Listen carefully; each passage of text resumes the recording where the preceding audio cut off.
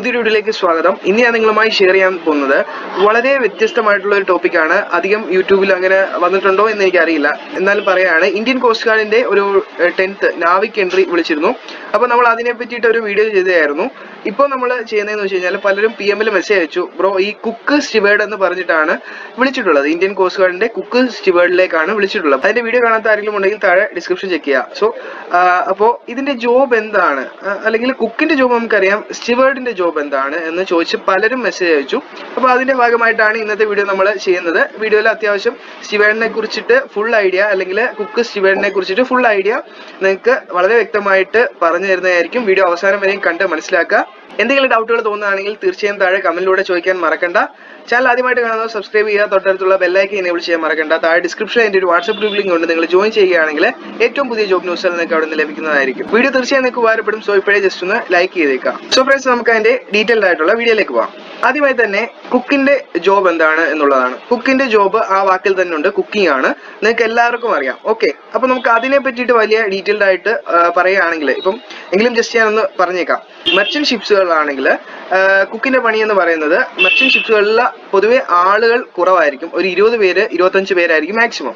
So അങ്ങനത്തെ ഷിപ്പുകളിലൊക്കെ 25 crew മെമ്പേഴ്സിനും food കൊടുക്കുക എന്നുള്ള, അല്ലെങ്കിൽ ഫുഡ് പ്രിപ്പയർ ചെയ്യുക എന്നുള്ളതാണ് കുക്കിന്റെ ജോബ്. ഓക്കെ, അതുപോലെ തന്നെ ഇന്ത്യൻ നേവി ആയിക്കോട്ടെ, ഇന്ത്യൻ കോസ്റ്റ് ഗാർഡ് ആയിക്കോട്ടെ, എല്ലായിടത്തും ഈ ഒരു പണിയാണ് കുക്കിനുള്ളത്. ഓക്കെ, ഇത് എല്ലാവർക്കും അറിയാം. അടുത്തതായിട്ട് സ്റ്റിവേർഡ് എന്താണ് എന്നുള്ളതാണ്. സ്റ്റിവേർഡ്, ഇപ്പോൾ ഞാൻ ഒരു ഉദാഹരണം പറയുകയാണ്. ഇപ്പോൾ മെയിൻ ഷെഫ് മെർച്ചന്റ് നേവിയിലാണെങ്കിലും, ഇന്ത്യൻ കോസ്റ്റ് ഗാർഡിലാണെങ്കിലും, ഇന്ത്യൻ നേവിയിലാണെങ്കിലും മെയിൻ ഒരു ഷെഫ് ഉണ്ടായിരിക്കും. ആ ഷെഫിനെ അസിസ്റ്റ് ചെയ്യുക എന്നുള്ളതാണ് സ്റ്റിവേർഡിന്റെ ഒന്നാമത്തെ പണി. ഓക്കെ, ഒന്നാമത്തെ പണിയാണ്. അതെങ്ങനെയാണെന്ന് ചോദിച്ചു കഴിഞ്ഞാൽ, ഒരു ഉദാഹരണം പറയുകയാണെങ്കിൽ, ഇപ്പൊ ഷെഫ് അല്ലെങ്കിൽ കുക്ക് ഒരു ചപ്പാത്തിയാണ് ഇന്നത്തെ ഡിന്നറിന്. അപ്പോൾ ചപ്പാത്തി ഉണ്ടാക്കുന്നു എന്നിരിക്കട്ടെ. കുക്ക് അത് കുഴച്ച് പരത്തി കൊടുക്കും. കല്ലിട്ട് ചുട്ടെടുക്കുന്നത് സ്റ്റിവേർഡ് ആയിരിക്കും. ഒരു ഉദാഹരണമാണ്. മെർച്ചന്റ് ഷിപ്പുകളിൽ സാധാരണ ഇങ്ങനൊരു പതിവ് കാണാറുണ്ട്. അതുപോലെ തന്നെ ആയിരിക്കണം ഇന്ത്യൻ കോസ്റ്റ് ഗാർഡിലും, ഇന്ത്യൻ നേവിയിലും, മറ്റ് മാരിടൈം ഇൻഡസ്ട്രികളിലും എല്ലാം. ഓക്കെ, സോ ഒന്നാമത്തെ പണി ഇപ്പൊ നിങ്ങൾക്ക് വളരെ കൃത്യമായിട്ട് മനസ്സിലായി എന്ന് വിശ്വസിക്കുന്നു. രണ്ടാമത്തെ പണി എന്താണെന്ന് വെച്ചിട്ടുണ്ടെങ്കിൽ ഹൗസ് കീപ്പിംഗ് വർക്കുകളാണ്. ഞാൻ അന്നത്തെ വീഡിയോയിൽ ഹൗസ് കീപ്പിംഗ് എന്ന് പറഞ്ഞപ്പോൾ പലർക്കും മനസ്സിലായില്ല. ഹൗസ് കീപ്പിംഗ് എന്ന് വെച്ചാൽ ഒന്നുമില്ല, നിങ്ങൾ ക്ലീനിങ് പ്രോസസ്സ്, അതായത് ഒരു ഹെൽപ്പർ അല്ലെങ്കിൽ ഒരു ക്ലീനർ, ആ ഒരു ജോബാണ് സ്റ്റിവേർഡിന്റെ രണ്ടാമത്തെ പണി മെയിൻ ആയിട്ട് പറയുന്നത്.